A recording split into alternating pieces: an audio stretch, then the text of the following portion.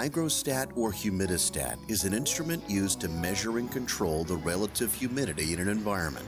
Hygrostats are very similar to thermostats, but respond to humidity instead of temperature.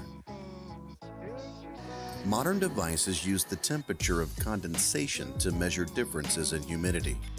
They can use changes in electrical capacitance or resistance to measure differences as well. Hygrostats and humidistats are typically installed within enclosures and connected to enclosure heaters. If the humidity in the enclosure reaches a predefined set point, the hygrostat will turn on the heater to raise the condensation point. This helps protect electronic components inside the enclosure from damage caused by condensation and corrosion. Stay tuned to Galco TV for more tech tips, and be sure to visit galco.com to view our full product catalog.